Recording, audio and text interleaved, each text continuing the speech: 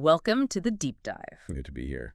Today we're tackling a really foundational document, the Constitution of India. Absolutely massive, yeah. And you, our listener, sent in this fascinating collection of sources, really diverse stuff, exploring different corners of it. So our mission for this deep dive, we want to go beyond just, listing things. We want to pull out the key insights, connect the dots, and hopefully give you a clearer picture of some core constitutional ideas. Sounds good. Yeah. It's a huge document, so focusing on the areas in your sources is definitely the way to go. Right. They touch on everything from, like, who's a citizen to how the government actually works day to day. Exactly. And how they all link up. Yeah, that's the interesting part. They seem separate, but they're deeply intertwined. Okay, let's dive in then. First up, citizenship. That's part 2 of the Constitution. Right, Articles 5 to 11. Article 5 basically sets out who was a citizen right at the start when the Constitution kicked in. Mostly people born here or whose parents were born here. Pretty straightforward initially. Well, yes, Article 5 is the baseline, but then it gets more complex, like you said. With Article 6. Exactly. Article 6 deals with people who migrated from Pakistan. And, a detail that really jumped out from the sources is this specific mention of a permit for resettlement or permanent return. Okay, what's the significance there? Well, it shows they were really thinking carefully about the individual human situations caused by partition. It wasn't just a blanket rule. Ah, so distinguishing between people who left and people who came back intending to stay permanently. Precisely. It shows them grappling with the real human impact of it all. Very specific. That's a really good point. And then Article 8, that covers people of Indian origin living outside India. Right. And here's where it gets interesting, like you flagged earlier. The link to the 1935 Act. Yes. Yeah. It defines India as defined in the Government of India Act, 1935. Why pull in that older pre-independence law? What did the sources say about that? It's crucial because it shows the Constitution didn't just, appear out of nowhere. It built on existing legal foundations. So a sense of continuity. Exactly. Continuity in understanding Indian identity, even while the nation itself was being redefined. Okay, shifting gears slightly. Fundamental rights, Part 3. And the first big thing here is Article 12, defining state. Which is absolutely essential. Why so essential? Because these rights, you see, they're claimable against the state. Right. So you need to know who you're claiming against. Precisely. If you don't define state, which includes government at all levels, parliament, state legislatures, other public bodies, then who's actually obligated to protect your rights? The rights become meaningless. They lose their teeth, yeah. So Article 12 sets that foundation. Now moving to Article 16, equality of opportunity in public employment. Okay. The first couple of clauses, 1 and 2, they set out the general idea, right? Equal access, no discrimination based on religion, race, caste, sex, place of birth, the usual suspects. That's the baseline principle. But then Article 16.3 throws in a curveball. The residency requirement. Yeah. Parliament can actually prescribe residency requirements for certain state or local government jobs. So it's a balancing act. National equality versus maybe local needs or knowledge. It seems to be the idea. It reflects that tension. And that leads us right into Article 16.4. Reservations. Reservations for backward classes. And the Indrasani case, which came up a lot in your sources, is absolutely key here. Because the Supreme Court said reservations aren't an exception to equality. Exactly. The court clarified it's a form of classification within the broader principle of equality in Article 16.1. Okay, unpack that a bit. How is it classification within equality? The idea is, if society isn't equal to start with, just treating everyone the same might not lead to real equality of opportunity. So classification based on backwardness is seen as a way to level the playing field. Got it. And the court was clear it couldn't just be based on caste or religion alone? Right. The emphasis had to be on social and educational backwardness. It was trying to address historical disadvantage without creating, new fixed categories based only on birth. Yeah. It's about achieving substantive fairness, not just formal sameness. A complex balancing act for sure. Definitely. Okay, next, Article 23. Prohibition against self-incrimination. This feels very fundamental to justice systems everywhere. The right to remain silent. Presumption of innocence, burden of proof on the prosecution. It all ties in. And the Rajanaryanlal Bansalal case laid out the essentials, right? Yes, the sources highlighted that. 3 key things need to be present for this protection to apply. Which are? 1, you have to be an accused person. 2, there must be compulsion, you're being forced. And 3, it has to involve being a witness against yourself. So basically, the state can't force you to confess or provide the evidence to convict yourself. That's the core of it. It protects against coercive methods. Yeah. Now, Article 34, this one's interesting. Restrictions on rights during martial law. Yeah, that sounds, well, it sounds like a direct contradiction to fundamental rights. It does seem a bit jarring, I agree. But the sources explain its purpose. Which is? It gives Parliament the power to basically indemnify or protect from legal action, government officials or others, for actions taken to restore order while an area was under martial law. And it can validate actions taken under that law. Yes. It's acknowledging that in truly extreme situations, extraordinary measures might be needed to restore order, and the normal rules might need adjusting temporarily. A concession to the need for security, but potentially risky. It is, which is why it's Parliament that holds this power, providing some democratic check. Then there's Article 35 about Parliament's power to enforce fundamental rights. This is the one that says only Parliament, right? Not state legislatures. Exactly.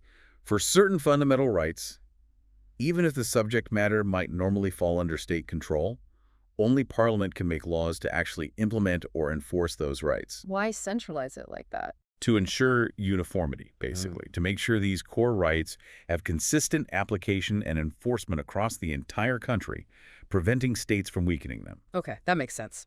Let's shift to Part 4, Directive Principles of State Policy. Ah, the DPSPs. Always fascinating. Article 37 sets the stage. They are not enforceable by any court. Right. So you can't sue the government if they don't, say, provide a living wage just because Article 43 mentions it. Correct. They're not legally justiciable in that way. But the sources stress they're still fundamental in the governance of the country. Yes, and that's the key. Article 37 also says it's the duty of the state to apply these principles in making laws. So they're like goals, Yeah. aspirations, a moral compass for the government. That's a good way to put it. They're the aspirational roadmap. Think of Article 38. Promoting people's welfare, reducing inequalities. And specific examples, the sources mentioned quite a few. Oh yeah. Article 39 talks about adequate livelihoods, fair resource distribution. Article 42 calls for humane work conditions, maternity relief. 43 mentions a living wage. Then you have things like Article 46, promoting education and economic interests for weaker sections. 47 on raising nutrition and public health. 48A on protecting the environment, very relevant now. Definitely. 49 on protecting monuments. And Article 50, the separation of judiciary from the executive. So a whole range of social and economic goals, and not enforceable just means you can't directly take the government to court over these specific articles. Pretty much. They guide policy and legislation, but don't create individual legal rights in the same way Part 3 does. Got it. Right. And then sort of the flip side is Part IVA, fundamental duties. Added later, yeah. A reminder that citizens have responsibilities to upholding the Constitution, respecting national symbols, promoting harmony, that sort of thing. Rights and duties. Okay, moving to the structure of government itself. Part VI, the Union Executive. Right. Article 74 is pretty standard parliamentary stuff. Council of Ministers advises the president. And Article 79 sets up Parliament President plus the two houses. Correct. But Article 123, that's significant. The president's power to issue ordinances. Yes.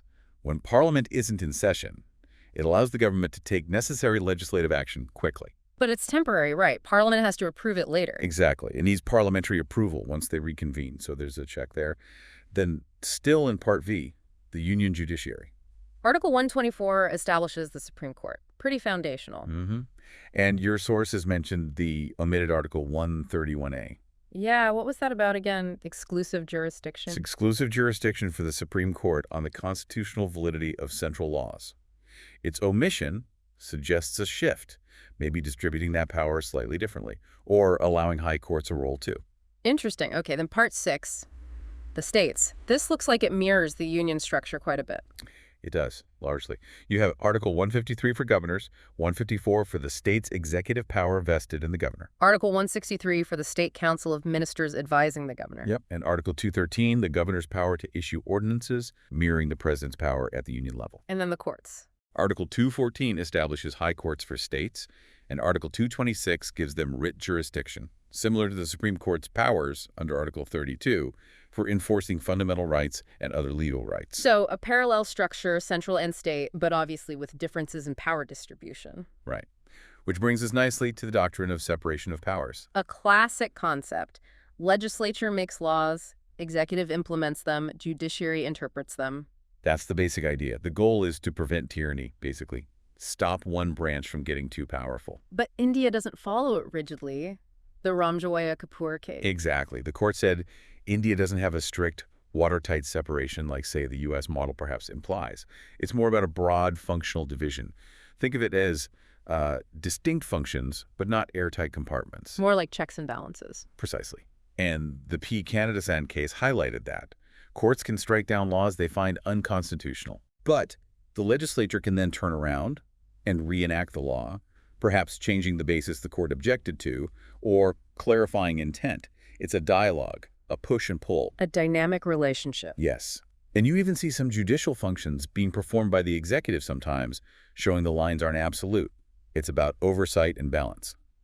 Okay, so to understand how we got this complex system, we need to look back at the Constituent Assembly and the historical context. Absolutely crucial. The sources mentioned the Cripps Mission back in '42. Which proposed an elected body to frame the Constitution.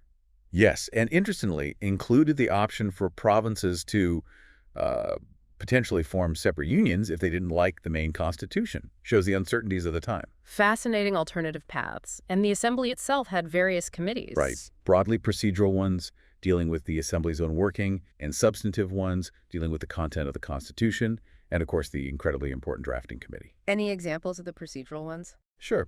Your sources mentioned the House Committee under B. Pattabi Sitaramaiah, and the Steering Committee led by Dr. Rajendra Prasad, who became the permanent chairman after Dr. Sachidananda Sinha initially presided. And the timeline, first session in 46? Yep, December 46. Then adoption on November 26, 1949. And finally coming into force Republic Day, January 26, 1950. That's the one. And the Drafting Committee, chaired by Dr. Ambedkar, famously studied constitutions from all over the world. But the sources emphasized it wasn't just a copy-paste job. Not at all. They adapted ideas, borrowing structures, but fitting them to India's unique social, political, and historical context. It aimed for flexibility and a distinctly Indian spirit. Speaking of flexibility and change, amendment of the Constitution. Yes, Article 368. And the Minerva Mills case from 1980 is huge here. What was the key takeaway? The Supreme Court essentially said, Parliament can amend the Constitution, but that power is not unlimited. It's not absolute. It can't destroy the basic structure. That's the core idea that evolved. In Minerva Mills specifically, the court struck down clauses 4 and 5 of Article 368. What did those clauses try to do? They basically tried to say that constitutional amendments couldn't be questioned in court and that Parliament's amending power was unlimited. And the court said no. The court said no. It upheld the principle of judicial review over amendments and affirmed that the power to amend couldn't be used to fundamentally destroy the Constitution's core or give Parliament absolute power. There are limits. So the power to change is itself subject to the Constitution's fundamental nature. Well put. Finally, a more recent major structural change mentioned in your sources, the Goods and Services Tax, GST. Right, this involved adding new articles. Yes, particularly Article 246A, 269A, and 279A. So 246A. That's the one giving power to both Parliament and state legislatures to make laws regarding GST, a concurrent power, essentially. Okay, shared responsibility. And 269A. That deals specifically with GST on interstate trade or commerce when goods or services cross state lines. It lays out how that tax is levied and collected, generally by the center, but apportioned. And 279A? That set up the council. Exactly. The Goods and Services Tax Council. This is a really key body comprising central and state finance ministers. And what does it do? Its job is to make recommendations on, well, almost everything GST related.